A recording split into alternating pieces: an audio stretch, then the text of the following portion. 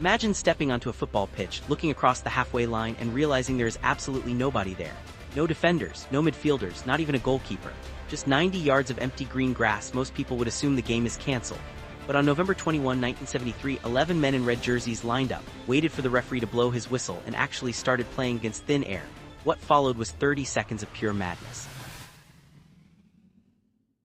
The players passed the ball to each other, walked down an empty field, and scored a goal into an open net while thousands of confused fans cheered from the stands. This is the true story of the ghost match, the strangest, most uncomfortable football game ever played, and the dark reason why it happened. To understand how a professional football match turned into a literal ghost town, we have to look at what was happening off the pitch. In September 1973, the country of Chile experienced a violent government takeover. A military general named Augusto Pinochet seized absolute control of the country. His new government immediately began arresting anyone who disagreed with them. But they had a massive problem. They had arrested thousands of people in just a few days and they had nowhere to put them, so they made a terrifying choice. They turned the Estadio Nacional, the country's famous national football stadium, into a giant prison camp. Suddenly, the locker rooms where players used to get ready for games became interrogation cells. Armed soldiers patrolled the sidelines, and thousands of regular citizens were locked up right underneath the stadium seats. While this nightmare was happening, the football world kept moving. Chile was scheduled to play a massive high-stakes playoff match against the Soviet Union. The winner of this game would qualify for the 1974 World Cup in West Germany.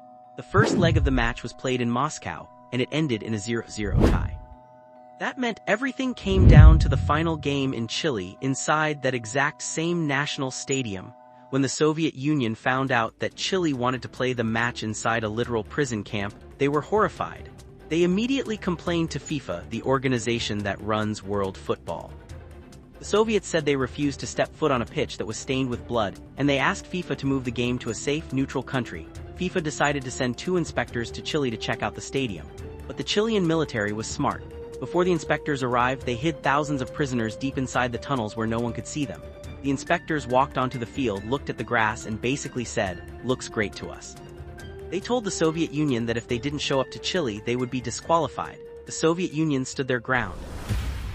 Normally, if one team doesn't show up, FIFA just cancels the game and gives the other team an automatic 2-0 win on paper.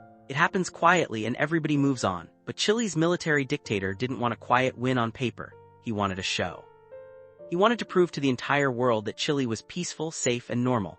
The military forced the Chilean football team to go through with the entire match as if the Soviet Union was actually there. On the day of the game, 15,000 fans sat in the stadium. The atmosphere was incredibly tense and awkward. Everyone knew what had happened under those stadium seats just days before. The Chilean team walked out of the tunnel. The referee blew his whistle. And the game began. Because there were no opponents to stop them, the Chilean players just passed the ball to each other in slow motion, slowly moving down the empty field.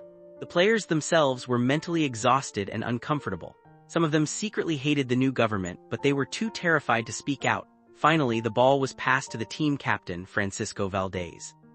He dribbled the ball into the box, stopped, and casually kicked it into the empty net. The scoreboard changed to 1-0.